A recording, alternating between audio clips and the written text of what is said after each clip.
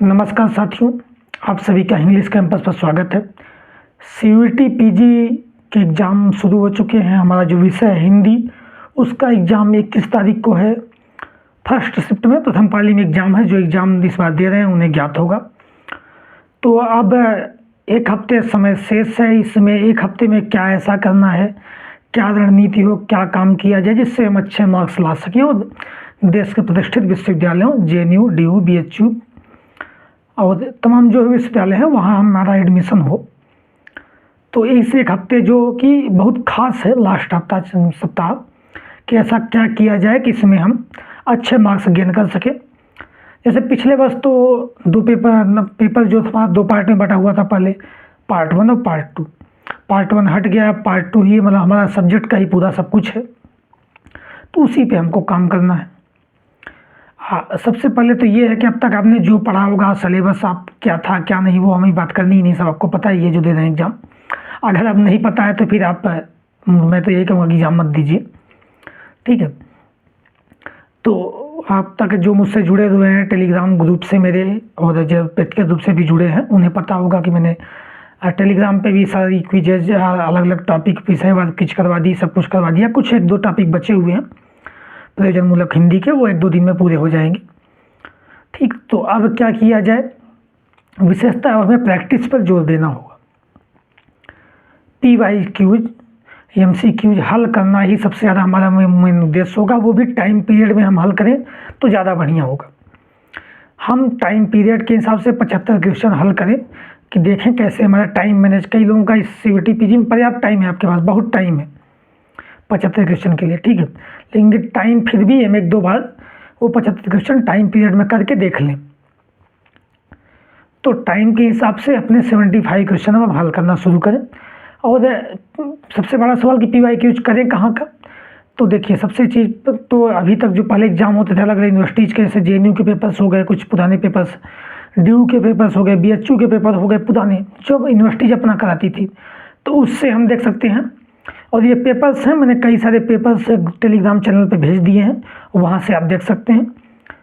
और इसके अलावा UGC नेट के पेपर 2021 से पहले के, 2021 के बाद के जो है वो अलग पैटर्न पे हैं, उनको आपको नहीं देखना। वहाँ टेक्स्ट क्वेश्चन ज़्यादा पूछ रहा है, इतिहास से जो पूछ रहा है अलग पैटर्न का पूछ रहा है, तो वो आपको नहीं देखने हैं।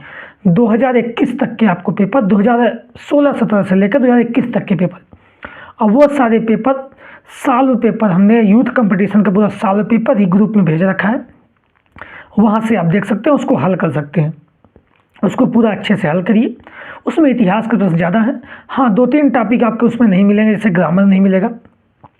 ग्रामर में 4 ही चीज़ें आपको, संधि है, समास है, काल है, वाक्य विन्यास है। उसका मैं अभी प्रैक्टिस सेट ग्रुप में भेज दे रहा हूँ। काल और वाक्य विन्यास थोड़ा सा आपको अलग है, संधि समास का आप जानते हैं। सबका मैं चारों का प्रैक्टिस क्वेश्चन PYQ जो अलग आयोग की परीक्षाओं में पूछे गए हैं, और उसके कुछ नोट्स भी मैं अभी ग्रुप में सेंड कर दूंगा, ठीक है। तो वो आप एक बार देख सकते हैं। और उसके PYQ अलग अलग आयोग द्वारा पूछे गए प्रश्न, TGT PGT से लेकर नेट यादव जो भी जहाँ भी लगा रहा है सेट में कहीं कहीं, ठीक है। वाक्य और काल ये आ जाते हैं क्योंकि नेट यादव में भी, तो वहाँ वो जो भी प्रश्न आए हुए वो मैं भेज दूंगा, वहाँ से आप हल कर सकते हैं। ये ग्रामर का हो गया। और इसके अलावा आपका जनसंचार, उसमें कुछ पत्र पत्रिकाओं वाले प्रश्न नेट यादव में पूछे जाते हैं, वो आपको ध्यान नहीं देने हैं। बाकी जो रेडियो टेलीविज़न है और अन्य से चीज़ें हैं, उससे कुछ क्वेश्चन देखने की कोशिश करेंगे, वो भेज देंगे।